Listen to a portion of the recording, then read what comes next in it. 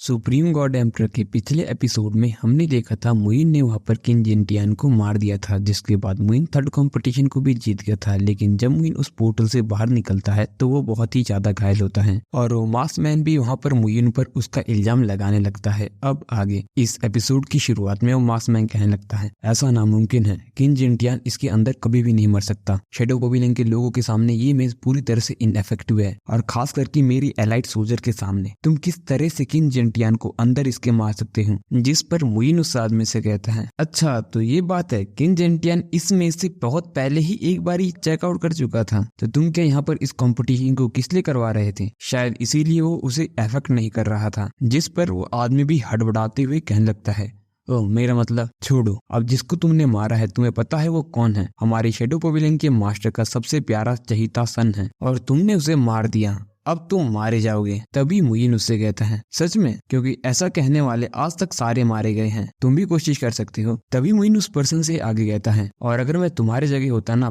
Public place में कभी भी किसी को धमकाने की कोशिश नहीं करता। शायद तुम लीडर के तौर पर अपने शैडो पवेलियन की पोजीशन के बारे में नहीं जानते हो और मुझे एक बात समझ नहीं आती, तुम वहां तक पहुंचे कैसे? जिस पर वो पर्सन गुस्से से मुइन को कहने लगता है मैं तुम्हें नहीं छोड़ूंगा। तभी मास्टर वैंग कहता है बहुत हुआ, 3 लेवल कंपटीशन खत्म होता है। तियानबो पवेलियन इस कंपटीशन का विजेता है। हैंगकॉन्ग, लेजेंड टावर और शैडो पवेलियन प्लीज मेरे 72 आइसलैंड से निकल जाइए। तभी वो भी वहां से जाने लगता है, लेकिन जाते वक्त तो उस पर्सन से कहने लगता है तुमने शायद सही कहा था, तियानबो पवेलियन से लड़ना इतना ज्यादा आसान नहीं होगा, लेकिन मुझे अब लगता है कि ये चीज बेहतर है। अब लेजेंड टावर और शैडो पवेलियन अपने लोगों को एक साथ ले जाओ, उन्हें और ज्यादा एम्बेरस मत करो और यहाँ से निकल जाओ, और आज से मैं तुम्हारा साथ कभी भी नहीं दूंगा। और ये बोल के वहां से चला जाता है। जिसके बाद मुइन भी उससे कहने लगता है अब तुम्हारा काम खत्म हो चुका है और क्या करे तुम, जल्दी करो, जितना भी तुम्हारा मैटर है वो सारा हमें तियानबो पवेलियन वाले को पास ऑन कर दो और यहाँ से निकल जाओ जितने जल्दी हो सके। ओह सॉरी, एक चीज बताना तो भूल ही गया, अगर कोई तुम्हारी दुकान नहीं खरीदे ना तो हम तियानबो पवेलियन वाले से कॉन्टेक्ट कर लेना, हम तुम्हारी दुकान को खरीद लेंगे, वो भी बड़े सस्ते और अच्छे दाम में। तभी हंसते हुए मिस बॉबी वहाँ पे कहने लगती है आज सभी ने कॉम्पिटिशन को देखा किस तरह से लेजेंड टावर और शैडो पवेलियन इस कॉम्पिटिशन को हार गया, और अब मुझे नहीं लगता कि इतने ज्यादा बेशरम होंगे कि अपने इस कॉम्पिटिशन के हारने के बाद भी यहाँ से नहीं निकलेंगे। जिसके बाद गुस्से में वो दोनों ही लोग वहाँ से चले जाते हैं। जिसके बाद मिस बॉबी मुइन को लेके वहाँ से जाने लगती है।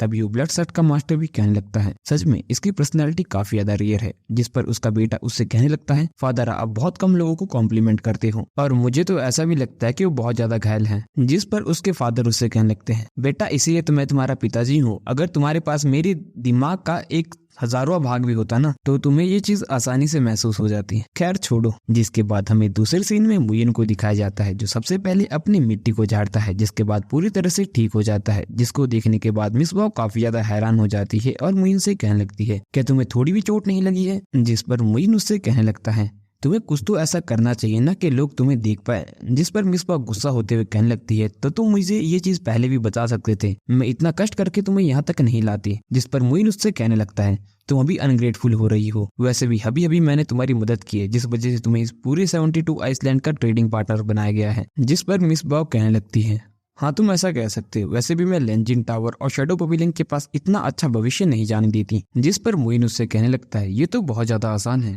तुम्हें सबसे पहले क्या करना है लार्ज नंबर के एलिक्सर और स्वॉर्ड को बाहर निकालना है, उसके बाद तुम्हें सिर्फ उसमें थोड़ा सा डिस्काउंट देना है। जिसके बाद पूरे 72 आइसलैंड को पता लग जाएगा कि तुम्हारी क्वालिटी कितनी ज्यादा बेहतर है, और अगर तुम्हें लगता है उसके बावजूद भी वो छोटा मोटा कुछ करने की कोशिश करेंगे तब भी वो नहीं कर पाएगी। जिस पर मिस बॉब मुइन की तारीफ करते हुए कहने लगते है कितनी अच्छी बात है कि मैंने तुम्हें अपना गार्ड बना लिया। जिस पर मुइन कहने लगता है तुम मेरी ज्यादा तारीफ अब मत करो और अब मेरे पास और भी बहुत ज्यादा काम है, और ये बोल के मुइन वहां से निकलने लगता है। और तभी जाते हुए उससे कहने लगता है और हाँ ये तुम्हारे पास एक अच्छी अपॉर्चुनिटी है ताकि तुम बत्तर आइसलैंड के लोगों का दिल जीत सको। जिस पर मिस बॉब मुइन से कहने लगती है लेकिन तुम कहाँ पर जा रही हो? जिस पर मुइन कहने लगता है मैं तो लोगों की मदद करने चला ना, मैं तो अच्छा इंसान हूँ। जिस पर मिस बॉब गुस्से में कहने लगती है जल्दी वापस आओ वरना मैं तुम्हें मार दूंगी। लेकिन मुइन वहां से भाग जाता है। थोड़ी देर के बाद हम मुइन को ब्लड सेक्ट में देखते हैं जहाँ उसके ब्लड आउल की मूर्ति भी बहुत बड़ी लगी थी। जिसके बाद मुइन वहाँ पर ब्लड सेक्ट के मास्टर से कहता है लगता है तुम जितने बेवकूफ दिखते हो उतने हो नहीं, ये तुम्हारे पूर्वजों को जरूर शांति देगा। जिस पर ब्लड सेक्ट का मास्टर मुइन से कहने लगता है ये बात तो मैंने पहले ही गेस कर ली थी कि आप मुझसे मिलने जरूर आओगे, लेकिन मैं एक बात नहीं समझ पाया, आपने जो कहा कि ये मेरे पूर्वजों को डिस्क्रेस नहीं करेगा, इस चीज से इससे क्या मतलब है। जिसके बाद मुइन उससे कहता है अगर तुम मुझे अपने एंसेस्टर के बारे में बताओगे तो तुम मुझे खुद ही पहचान जाओगे। जिस पर वो मुइन से कहने लगता है आखिर तुम हो कौन और मुझे तुम्हारे बारे में अपने एंसेस्टर को याद करके कैसे पता लगेगा। जिस पर मुइन उससे कहता है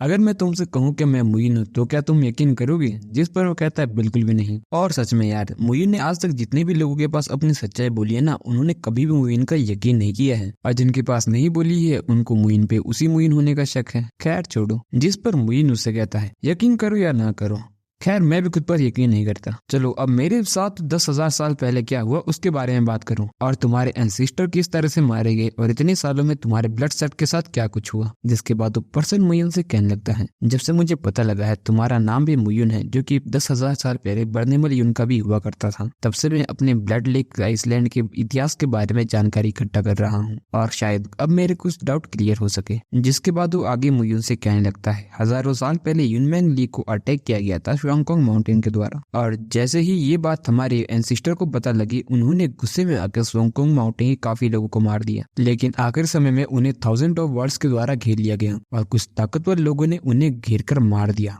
जिसके बाद मुइन गुस्से में अपना गिलास भी तोड़ देता है। जिसके बाद मुइन सोचने लगता है शाओ अगर तुम्हारी जगह मैं जू शियान से टकराता तो शायद आज मेरी जगह तुम जिंदा होते। जिसके बाद मुइन उससे पूछने लगता है क्या तुम्हें हेंजिन माउंटेन के पीछे रहने वाली फोर्स के बारे में पता है, वहाँ पर कौन सी फोर्सेज रहती हैं। जिस पर वो मुइन से कहने लगता है ये बात तो मुझे भी नहीं पता, बस मुझे इतनी चीज पता है कि वहाँ पर हजारों दुनिया के लोग रहते हैं। जिसके बाद मुइन उससे पूछता है क्या तुम एटर्नल ब्लड कोड के बारे में जानते हो। जिसके बाद वो वहीं पर अपने घुटनों पर बैठ जाता है और कहने लगता है ये सीक्रेट बुक तो एंसेस्टर द्वारा लिखी गई है और ऐसा कैसे हो सकता है मुझे इस बारे में पता ना हो। और ये एपिसोड यहीं पर खत्म हो जाता है।